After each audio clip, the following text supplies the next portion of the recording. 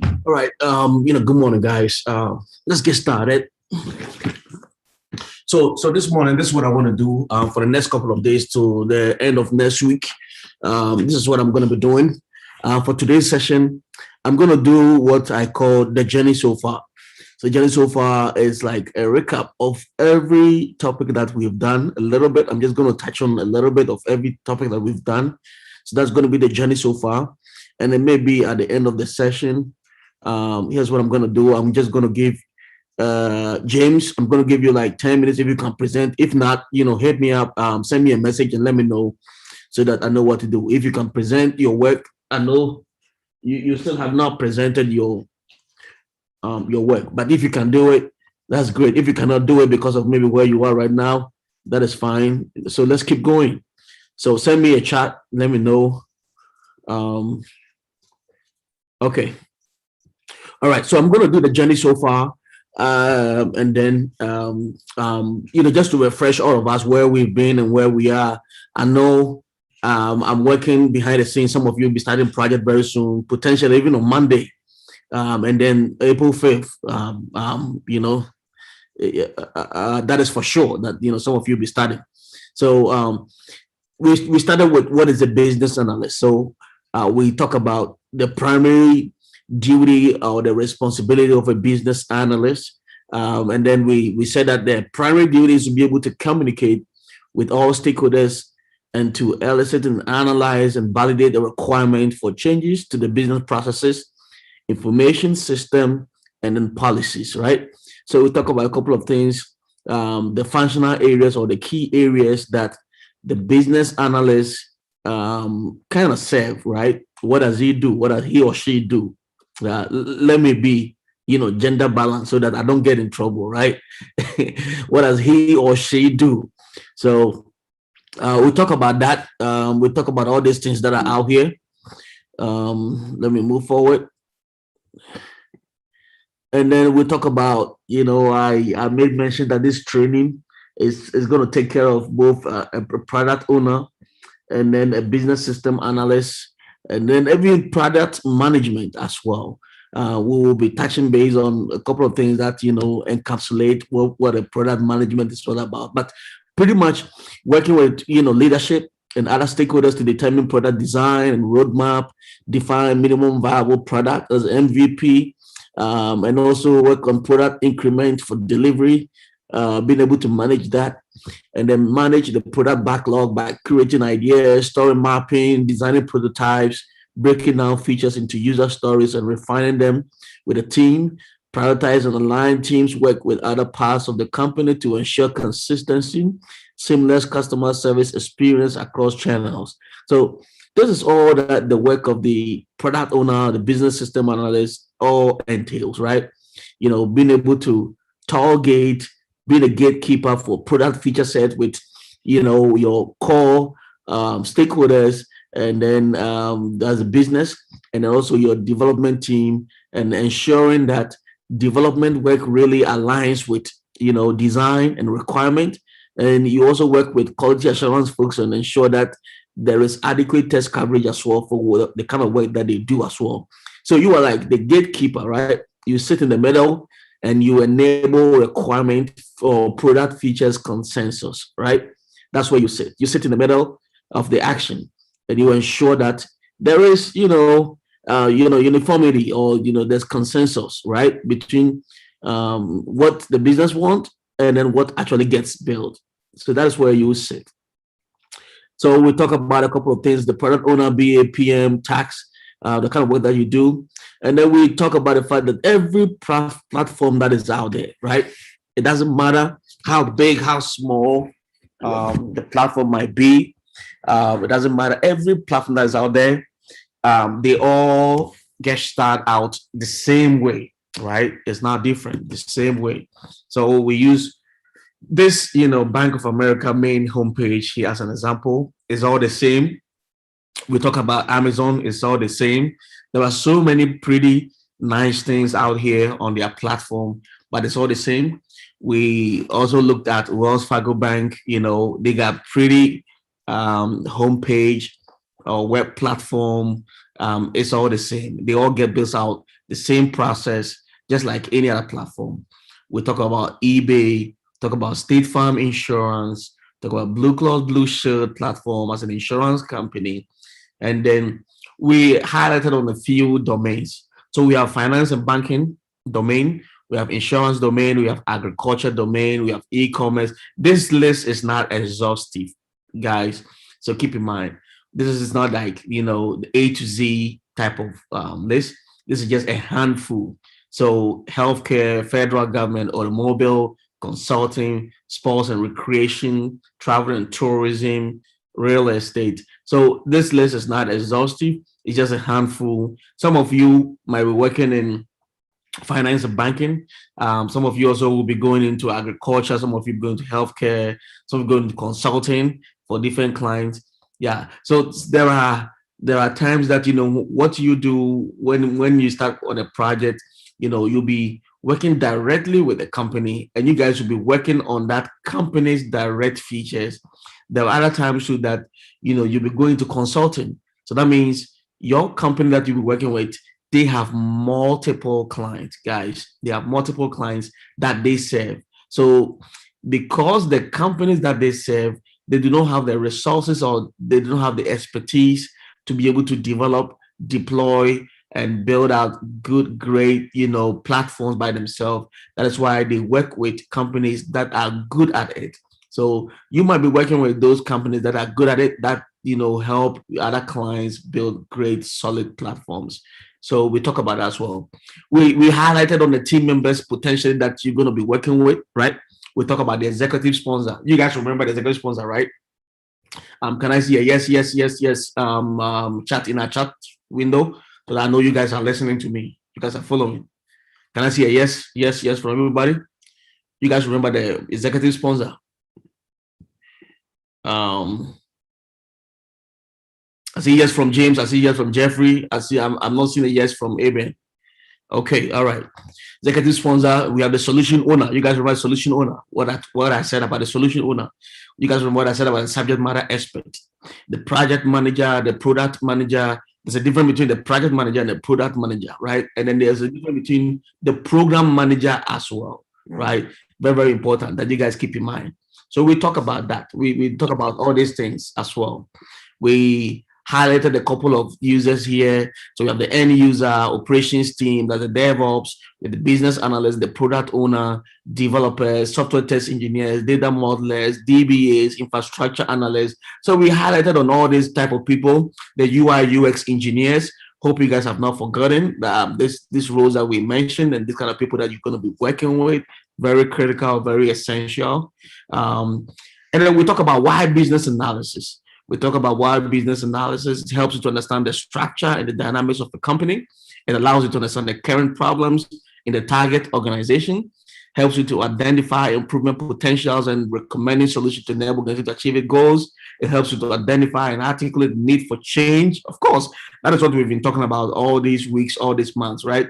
You're able to articulate and re-engineer and re-architect processes that that does not work.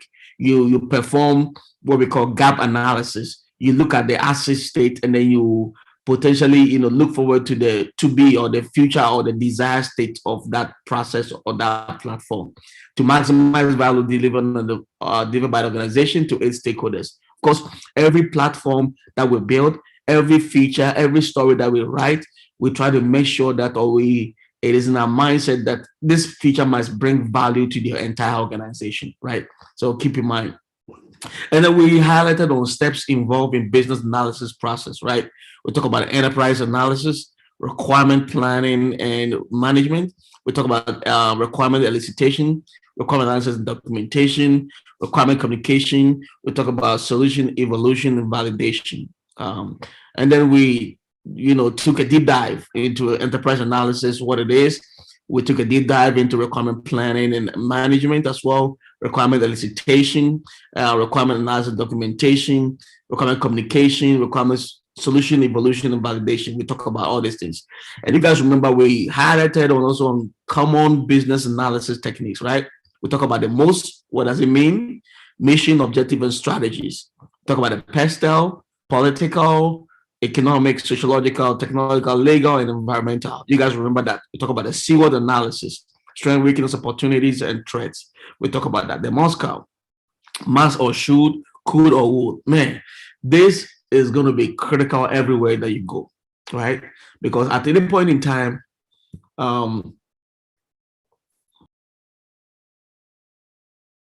at any point in time, we are looking. There are competing needs in different environments, right?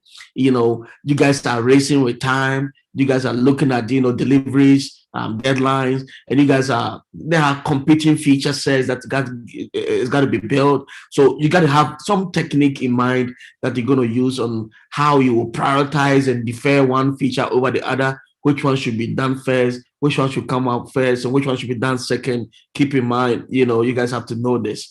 And then we have the CATWay, the customers, actors, transformation, process, worldview, owner, environmental, the 5 whys, the 6 thinking hats. Yes, we talk about all these common analysis techniques. And then we went down deep, we took a deep dive into all these, techniques as well. So hopefully you guys will remember that. Very important. And then we talk about requirement elicitation methods, right? In that, we talk about the interface analysis, requirement workshops, reverse engineering, surveys and questionnaires. So this is going to be critical, guys. Keep in mind, how and what and why you'll be doing this elicitation. How is this going to be done? So interface analysis, you look at any kind of platform and then you kind of analyze the platform and say, okay, what am I seeing here? And what are we working with, right? Very important. Requirement workshop, where you bring stakeholders together and then you guys talk about what's going to be built, have questions for them, they answer your questions and they talk about it. You give them time to share what they want to be built, and then you take notes and record and do all the things that you got to do, man. I'm telling you guys, during this type of periods, these times, you guys got to record anything that you can record with. Please do. It's going to be critical, right? Because it's not everything that they will say that you guys will be able to remember.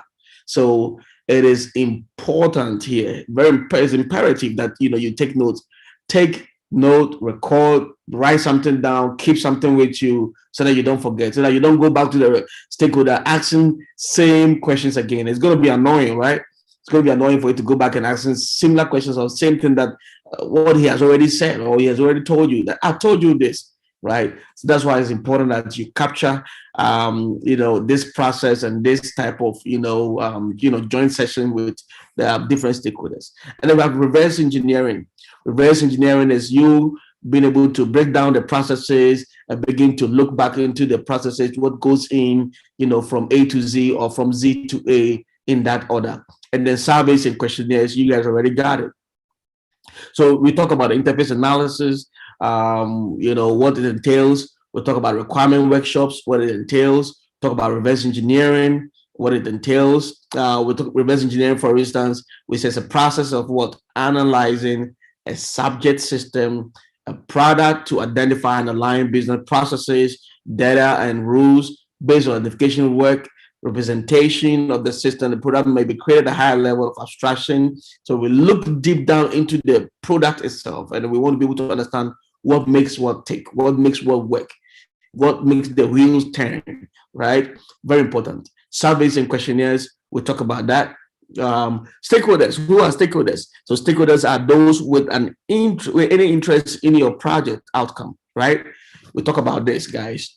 They are typically the members of the project team, the project managers, executives, project sponsors, customers, and users, right? These are all your stakeholders. Everybody's a stakeholder here, right? All the people that we mentioned out here, they're all stakeholders. You guys got to know this. So in a project, there are both internal and external stakeholders. Guys, keep in mind, there are both what? Internal and external stakeholders. Internal stakeholders may include top management, project team members, your manager, peers, resource managers, and internal customers. External stakeholders might include customers, government, contractors, subcontractors, suppliers, right?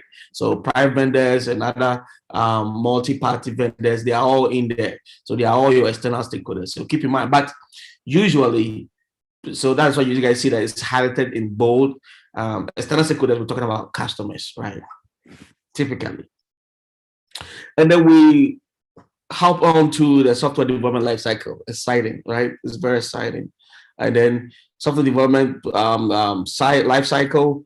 We talk about planning, number 1, 2, analysis, 3, design, 4, implementation, 5, test and integration, 6, at the maintenance phase, right? And then again, we highlighted the fact that every platform that you see today, right? Every platform that you see today, doesn't matter. They all have to go through the software development lifecycle, right? So we talk about the typical life cycles that we have, or the types of SDLCs that we have. That's a waterfall model, and then the agile model, and then we took a deep dive into the agile model, the waterfall model. You guys remember it? Can I see a yes, yes, yes, yes? So I know you guys are following me so far. Can I see a yes, yes, yes? Can I see a yes, yes? You guys remember waterfall? Okay, Eben, yes, okay. Guys, go ahead, be fast, so that I know you guys are with me so far. Can I say yes, yes? You guys remember, the waterfall? I see yes for everybody. Say, Benis, okay, all right. Let's keep going. So we talk about the waterfall, we talk about the STLC, the software testing lifecycle. So you guys are with me so far. And then we talk about the problem with waterfall. You guys remember that as well. And then we kind of did the breakdown the phases, the requirement gathering phase. That's the first step. What are we building? What do you want to be built? Stakeholder. What do you want to be built? Business owner, solution owner. What do you want? Right? And then we talk about the design. So how do we build this? Design pretty much is the approach. What kind of platform should we build? What kind of language should we use? It's like planning. It's like, what should we use here to build this? And then we move on to the build stage, and then the testing, deployment, and then maintenance stage, right? So requirement gathering, very critical, guys.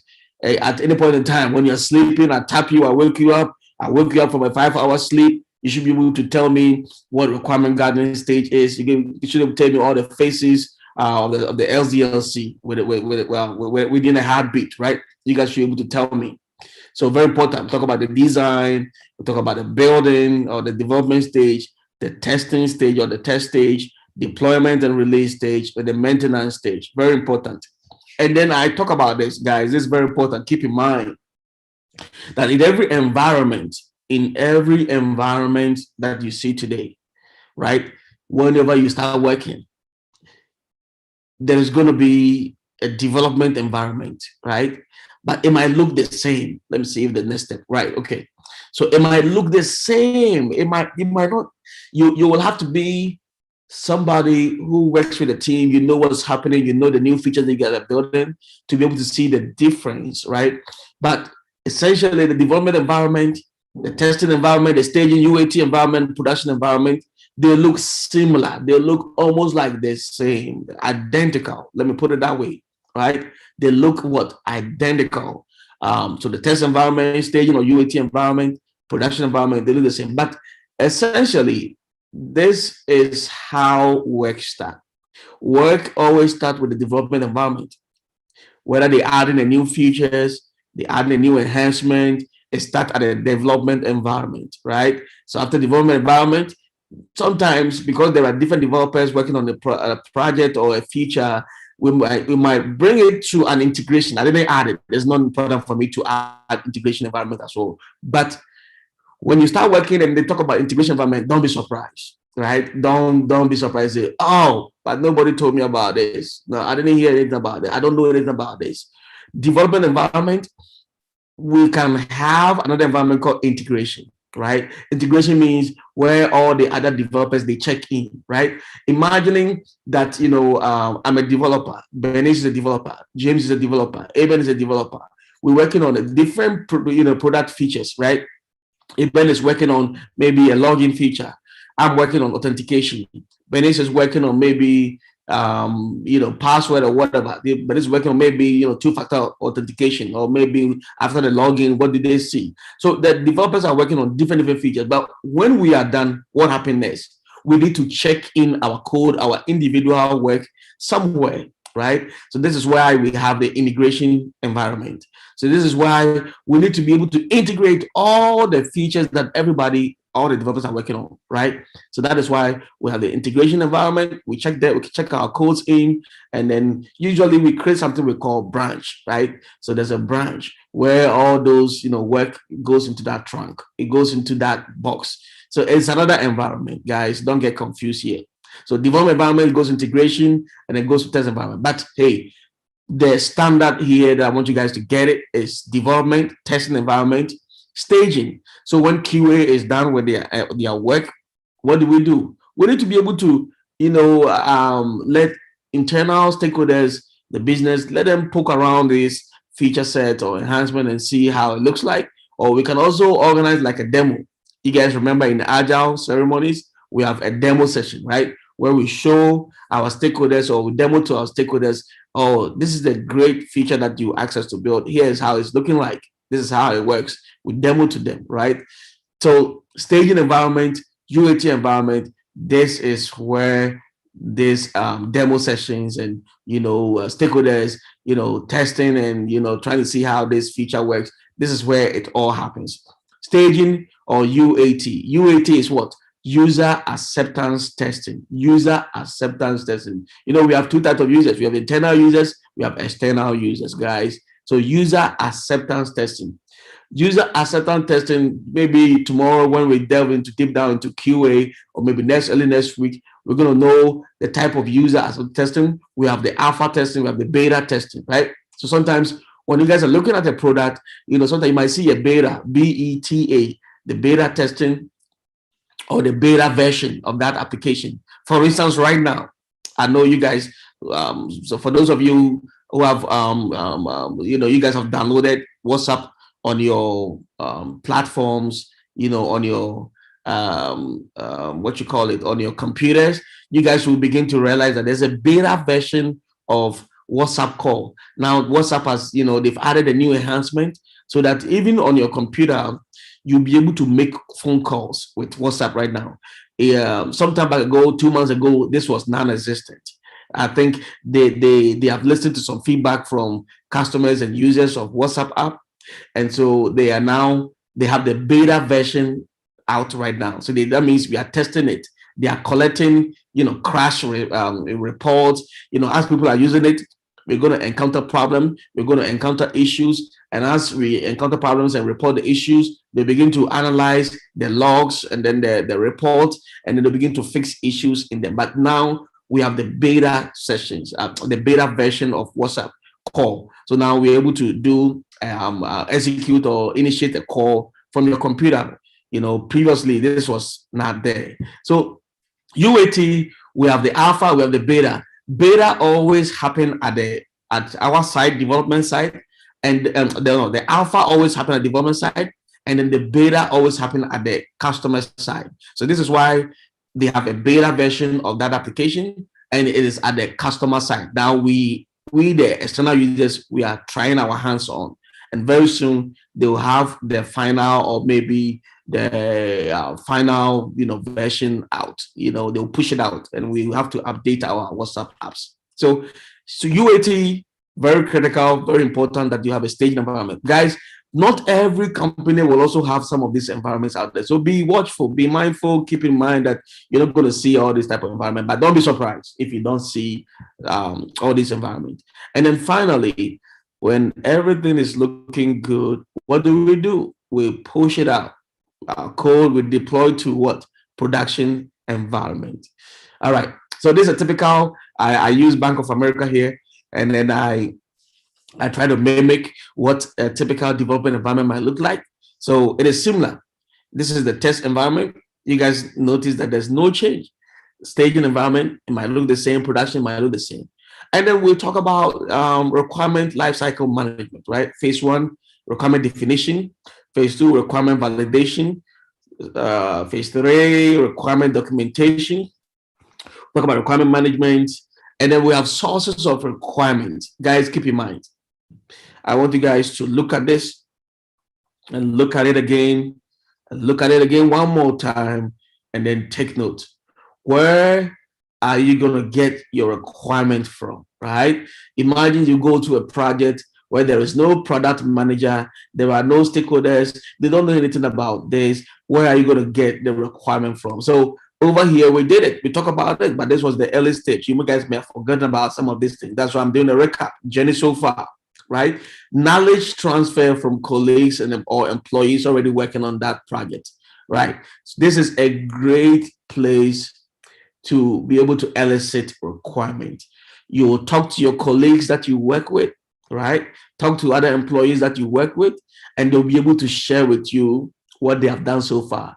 Keep in mind that some of them have been working over there for 20 years, 25 years, 15 years, 10 years, for whatever the duration that that company have existed. Some of them have been there since its existence, right? Since its initiating, since the time that it was founded. So you got to know. Some people will have deep knowledge about this, right? So if there are no great stakeholders to, to answer from, you can always talk to people. Don't sit down and say, I don't have anybody to talk to. No, knowledge transfer from colleagues or employees already working on the project, right? They already know this platform from A to Z, in and out. They'll be able to tell you whatever happens, even though they might not have some standardization over there. They might not have established, processes over there, but keep in mind that there's going to be people who have depth knowledge, right? Who have depth, they will be able to share with you.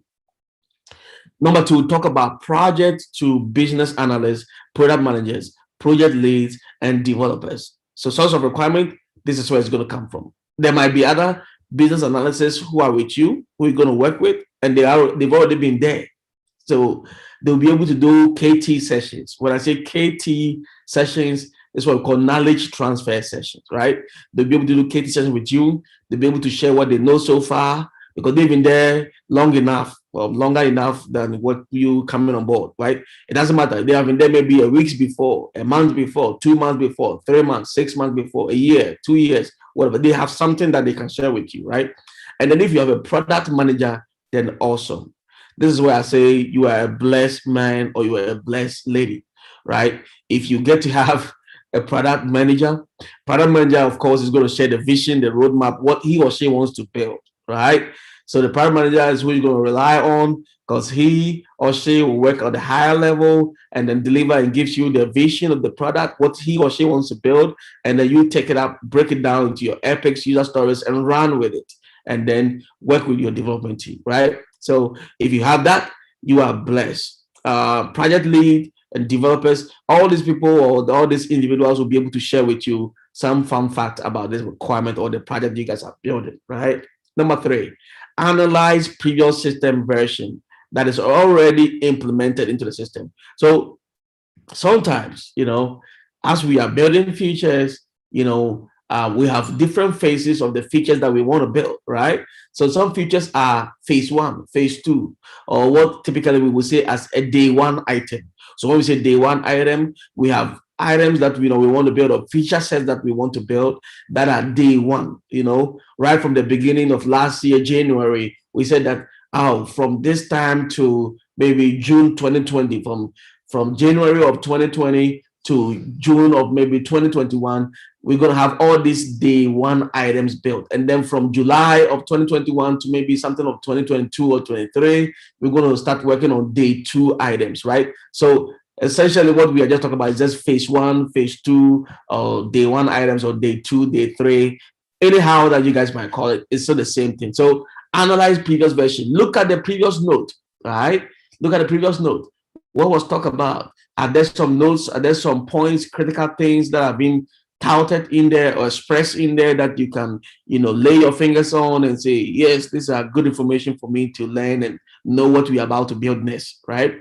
Analyze older requirement document of the project, right? Sometimes, again, you'll be a blessed man and a blessed lady or a blessed woman if you able to find out that there's an older requirement document, right? That makes your work very, very easy. I wish Kofi was here so that he'll be able to share his encounter so far, of old documentation that he's gotten his hands on, and he's able to, work on his new project document by just looking at the structure of the old document that people work on for a similar project and what he's working on as well today, right? So you analyze the older the requirement document of the project, and then you mimic the same structure, and then you keep it going. Here is the rule, guys. Here's the rule of thumb. The rule of thumb is that if it's not broken, don't fix it. All right, you guys got it, right? If it's not broken, don't fix it. That means that if the older documents have worked for them, then you don't reinvent. Of course, as you move forward, as you are starting, you want to do the same thing they're doing, but you begin to bring incremental changes to the team, bring new ideas, but when you started a project, if it is not broken, don't fix it. I want to see a yes, yes, yes in the chat room right now so that you guys understand what I'm saying right now. That, if it's not broken, don't fix it. Let me see a yes, yes right now. Okay, I see for James. I see for Eben, Jeffrey and Bernice. I want to see a yes, yes so that you guys are following me so far. If it's not broken, don't fix it. If it's not broken, don't fix it. Okay, all right. You guys are with me so far. All right, so analyze the order requirement document of the project. Look into past bugs report. Some of the bugs report are turned into enhancement requests, which may be implemented into current version. Guys, keep this in mind. Sometimes the new features that we are building, it is as a result of a bug, a defect that we discovered in our day one item or the phase one, features that we built. This bug or defect that we discovered, this is why we are building this enhancement today. So keep in mind, sometimes as we look into the future and as we build new enhancement, it might be coming from issues that people are reporting, defects that people are reporting. This is going to be the framework for our future enhancements. Sometimes we go to the App Store, and I've done this previously, sometime back when I was working for Nissan Motor Corporation, and I've built some mobile apps for them. I used to go to the App Store, look at the reviews and comment that people have built out, they put out there, and I want to be able to understand the pain points of these customers. And this is what help us to bring new feature to the mobile apps that we have built for Nissan EV, electric vehicles, and other things. I did it, So all this bug report, all this the defect, and all these pain points, and all these things that people are saying, don't take it for granted. Look into all these things. Bug report by QAs, review some of these things. Sometime is going to be of help or assistance to you. Look into installation guide if it's available to see what have been installed or what are the installation required. So sometimes look into all this documentation is going to help. Analyze the domain or industry knowledge that team is trying to implement. So it doesn't matter whether the domain or industry is new to you. You've never worked in agriculture domain. You've never worked in e-commerce domain. You've never worked in the healthcare domain. There are tons of resources out there. That is the idea. Analyze the domain or industry knowledge. Just read out there. There are information out there. If you happen to work in the mortgage industry, they're giving out loans for people to buy homes. They're helping people get a home and buy houses and whatever process. It might all be new to you, but hey, guys, there is not a single knowledge that is out there that is old or that is new. There are information and resources that's out there. So don't just sit down. One of my guys that started working somewhere around maybe January or maybe December or something, mortgage domain was new to him. He didn't know anything about mortgage domain, but he started working. He's okay. He's okay, doing fine. Even now, he does not even come to me for questions because he's now a big man, right? Mortgage is very interesting, guys. So and so are other domains as well. So analyze the domain or industry knowledge that the team is trying to build. So read out, reach out, go on YouTube, go on Google, go on articles that you can lay your hands on, research, do your own research, before you ask questions, have an inquiring mind, be inquisitive. You want to learn, be curious, be naturally curious. That is how you will excel in every project that you get put on, right? All right, let's keep going. And then we talk about requirement quality properties. You guys remember this, right? I want you guys to put a yes, yes, yes in the chat so that I know you guys are with me. So you guys remember atomic, uniquely identified, complete, traceability or traceable, consistent, unambiguous, prioritized, testable. and that. I want to see a yes, yes in there so that you guys remember this. I know you guys remember this, and we did not do this in vain. You guys still remember this. It's very important that you guys remember this. So I see a yes for James. I see a yes for Bernice. I see a yes for Aben and Jeffrey. Okay, great. All right, let's keep moving. Keep moving. All right. And then we did a software requirement analysis with example, right? We talk about a functional requirement and a non-functional requirement. This is important, guys. This is critical. I'm not going to emphasize, on this, but this is important, guys. Functional requirements and non-functional requirements. So what are functional requirements? Functional requirement is a description of the service that the software must offer. Pretty much straightforward, simple, right? Black and white.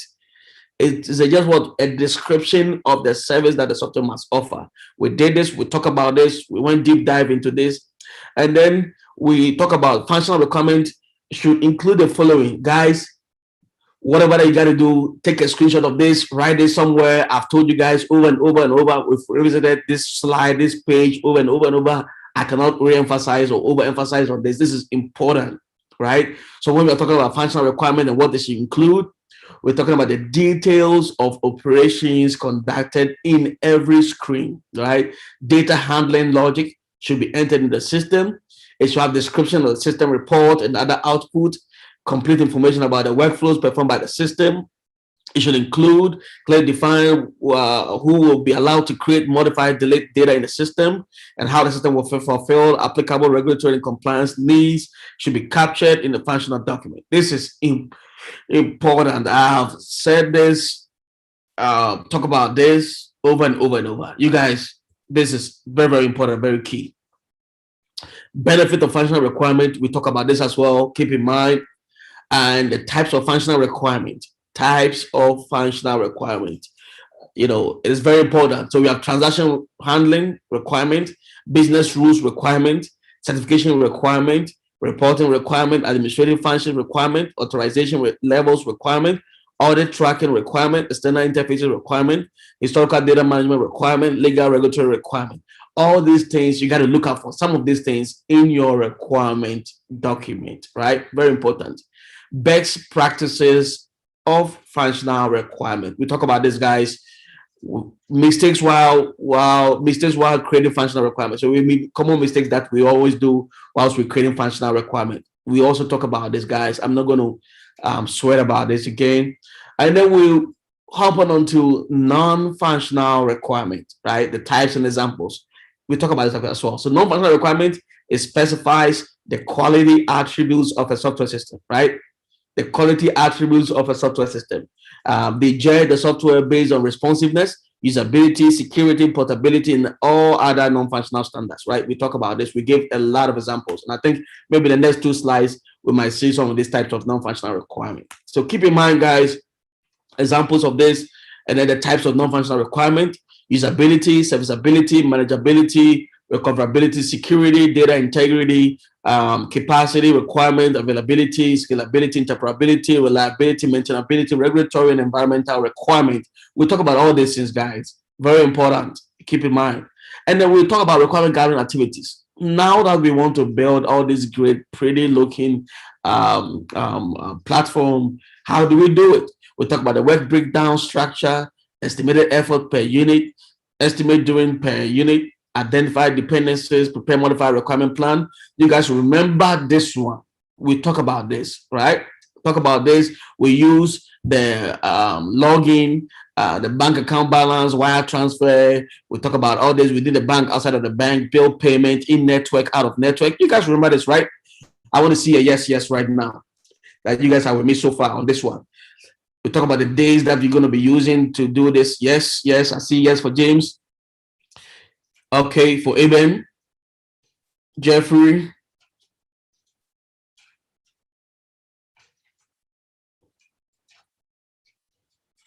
Benny's, are you still here with us? Come on, let's go.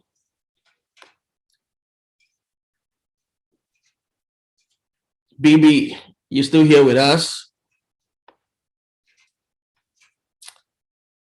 Okay, all right. There we go. All right. So requirement gathering work breakdown. We talk about this. We talk about the tax. We talk about the duration, the start date, end date, dependencies, the resources, and other things. Guys, this is a good foundation for you guys. This is a good foundation to be able to understand the processes that are involved in elicitation, right? We talk about this. So keep in mind, keep in mind, keep in mind. Go back to the old videos, day 2, day 3, day 4, whatever that old video might be. Review this, because I'm not going to go back and talk about all of these things again. There are resources, the videos out there that you guys can watch. Business requirement documentation. We'll talk about business requirement documentation and what it's going to entail. It's going to have a table of content, right? Document revision history, approvals, project overview, processes that have been affected, the regs, assumption, diagrams, graphs, the model, relationships, prototypes, simulation, structured sentence, the glossary, and then the appendix. You're going to see a whole lot more, even more than this, right? But there's an idea that this is what, typical business requirement document, you're going to see this type of items in there. Very important. And then we talk about agile. I'm just going to pause here. Tomorrow I'm going to continue with agile, but now I'm going to yield the floor to James, and then James will present for the next 15 minutes, right? For the next 15 minutes, you have 13 minutes. All right. So James, I'm going to leave it up to you for you to go ahead and then do your presentation. All right.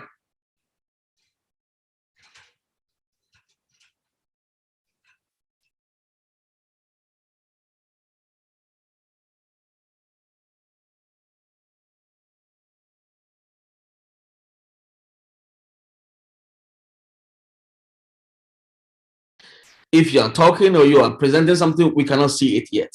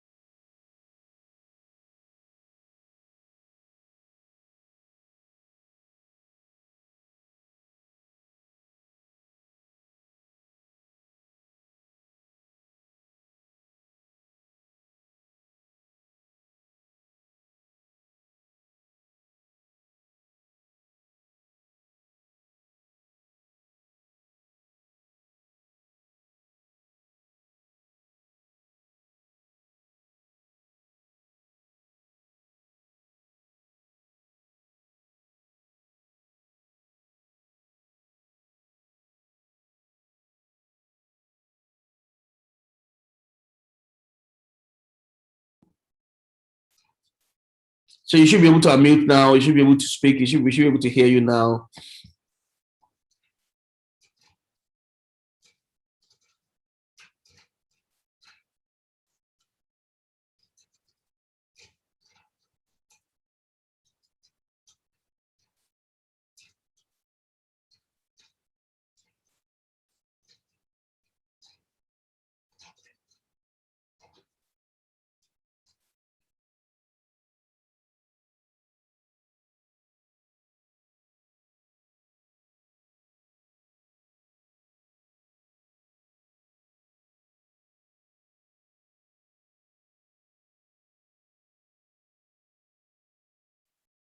Are you talking? Are you saying something? Because we can't hear you still.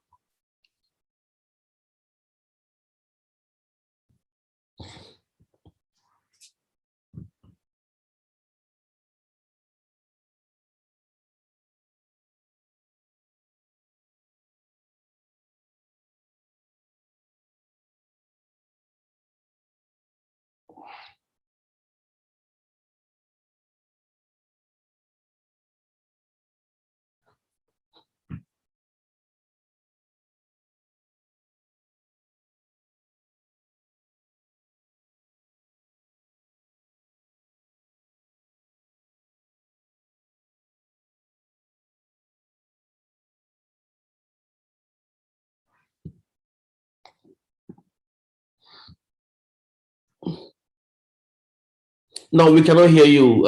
You're not audible. So, okay, so you know you're not connecting to your audio. I see that you're connecting to your audio.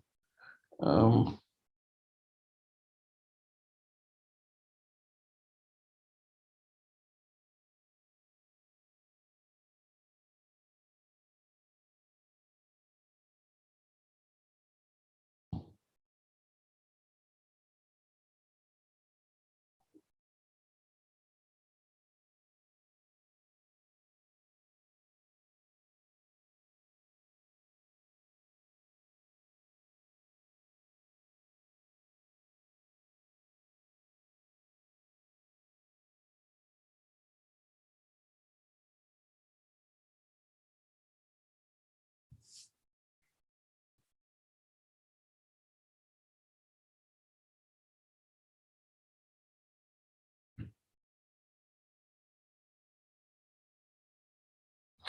Yeah, so you have an issue. So, okay, all right. That said, we still have about 8 minutes. This is what I'm gonna do. I'm gonna present, go into a little bit, so you get your issues resolved tomorrow. You can, go ahead and present. But even okay, let me just do like a Q&A session for the rest of the 8 minutes left. Questions and answers. So if you have question, unmute yourself. I'm gonna ask you guys to unmute. I'm going to ask you guys to unmute so that whatever that I've touched on right now as a recap, if there are questions in any of these sections, say it right now. And like they say, oh, you forever hold your peace, right? So if you get a question right now, say it right now. If you have something to ask, say it right now. Tomorrow, we're going to start with the agile stuff as well. Questions. We have 8 minutes. Other than that, I'm going to end today's session.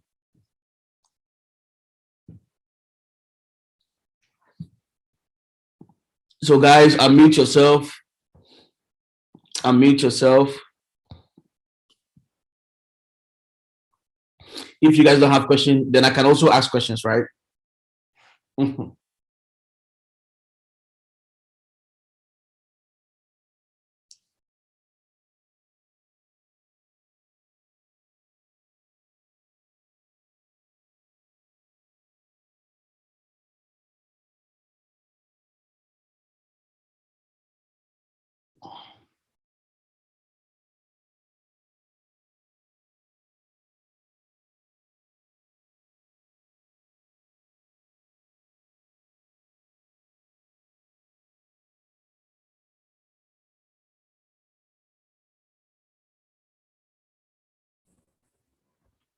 Hello. Yes. Hello. Yes. Yes, boss. Please, when you touched on the common business analysis techniques, um, is it that as a BA you would go in there and use the technique you are most comfortable with, or every company has a technique that they've integrated into their system that you have to conform to? For instance, if you go in there trying to use the most technique and they tell you they will prefer the pestle, are you supposed to switch over or try to convince them to stick with what you do? Yeah, so this is a good question. So basically, once you go over there, you will notice or you will realize that there's already an established way of gathering requirements over there, right? Um, Once you identify your stakeholders, you'll get to see your stakeholders, you get to know them, you get to know how they will be related to you and how they will begin to have sessions with you and how you'll be able to gather requirements and gather information and be able to glean from them. Okay, so these are my feature sets that you want us to build. So there's going to be a way how a way and how requirement is going to be done, or the elicitation process is going to be done. So you will get it whilst you start working. Okay, okay, boss. Somebody was saying something.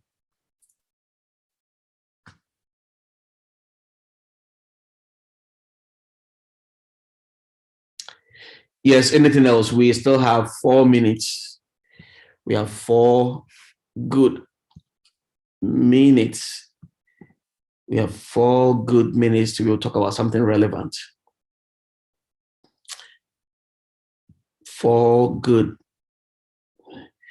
Anything else, guys? Please go back to the videos, go back to day one video, day two video. The videos are already there, results are there. Don't waste time.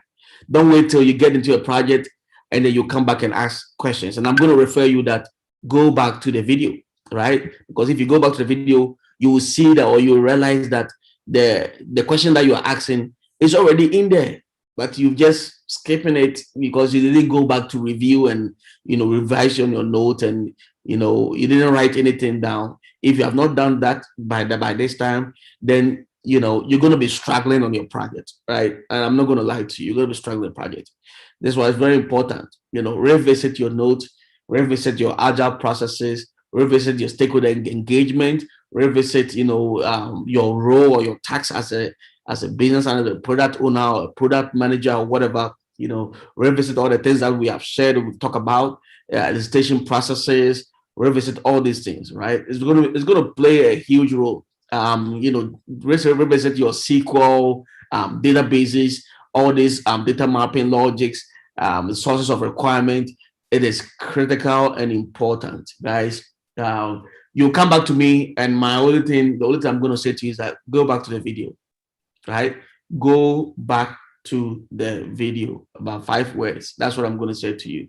Go back to the videos. So if you have not done that by now, you have not taken notes, you don't even have a notebook, right? By now, then you're already in trouble. If you don't have a notebook and if you don't have notes by now, then guys, you are, what should I say to you? You're running late, right? You're running late. Let me just be nice. Let me just be nice that you're running late, right? We still have 2 minutes. Two valuable, relevant. Anybody? Okay, I do have a quick question. Good morning, guys. So for the softwares and systems that we use on the work environment, I know we only talked about Jira and SQL. For the others, I know there is the Rally and then the Visio and all that. How do we, I don't know, familiarize ourselves with those ones since we do not have access? Or are you going to touch on these other systems and softwares? No, so that's a good question. Bernice is just talking about requirement management tools, right? So there are tools that are out there, industry standard tools that are out there that we pretty much use for managing requirement or writing. You guys remember how you use Jira for writing your user stories and whatnot, right? So there are tools out there. Some of them are Rally. We have ClearQuest. We have Pivotal Tracker. We have so many of these tools out there, so many tons of these tools. We're not going to be able to learn every tool, right? We're not going to be able to practice in every tool. Now, there are almost about more than 50 to 100 or 100 tools that are out there. We're not going to be able to practice in every tool. But here is the thing. The knowledge that you have gained in one tool is transferable. The knowledge that you have gained in a tool like Jira is like the most preferred tool right now in the industry. Everybody is trying to move to Jira. People are now buying Jira licensing and whatnot. They are moving from their old platforms that they are using. They are all getting Jira. So that's why I went in for the latest and greatest, right? The Jira is like the latest of the two.